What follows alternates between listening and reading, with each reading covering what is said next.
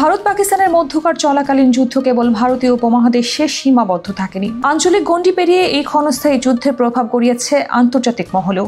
বিশেষ করে এই যুদ্ধের কারণে সবচেয়ে বেশি প্রভাবিত হয়েছে চীন ও যুক্তরাষ্ট্র। চীন পাকিস্তানের ঐতিহাসিক মিত্র এবং যুক্তরাষ্ট্র পাকিস্তানের ঐতিহাসিক সামরিক সহযোগী। একই সঙ্গে চীন ভারতকে তার নিরাপত্তার জন্য হুমকি হিসেবেও দেখে, কিন্তু সাম্প্রতিক সময়ে দক্ষিণ এশিয়ার যুক্তরাষ্ট্র ভারতকে কৌশলগত মিত্র হিসেবে দেখছে, ফলে এই দুই দেশের প্রভাবিত হওয়া স্বাভাবিক।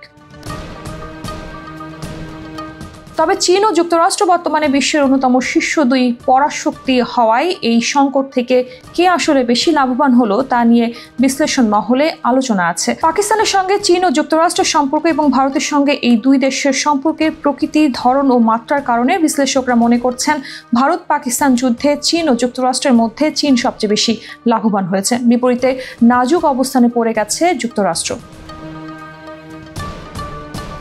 অস্ট্রেলিয়ান ন্যাশনাল ইউনিভার্সিটির রাজনীতি ও আন্তর্জাতিক সম্পর্ক বিভাগের সিনিয়র লেকচারার আলম সালে বলেন, ভারত পাকিস্তান উত্তেজনা শুধু এই অঞ্চলের ভঙ্গুর স্থিতিশীলতাকেই প্রকাশ করে না, বরং এর বড় ধরনের ভূ রাজনৈতিক প্রভাবও রয়েছে। আলম সালে আল জাজিরাকে দেওয়া এক সাক্ষাৎকারে জানান, এই সংঘর্ষের সবচেয়ে লাভবান হচ্ছে চীন, কারণ দীর্ঘমেয়াদে ভারত পাকিস্তান সীমান্তে উত্তেজনা বজায় থাকলে ভারতের মনোযোগ ও সম্পদ অভ্যন্তরীণ নিরাপত্তায় কেন্দ্রীভূত থাকবে, যা দক্ষিণ এশিয়ার ভারতের দৃঢ় অবস্থান ও যুক্তরাষ্ট্রের ইন্দো প্যাসিফিক কৌশলকে দুর্বল করবে। সালের মতে এটি চীনের জন্য কৌশলগত সুবিধা সৃষ্টি করে এবং বেইজিং ইসলামাবাদকে ভারতের প্রভাব প্রতিহত করার মূল প্রতিভা হিসেবে ব্যবহার করে।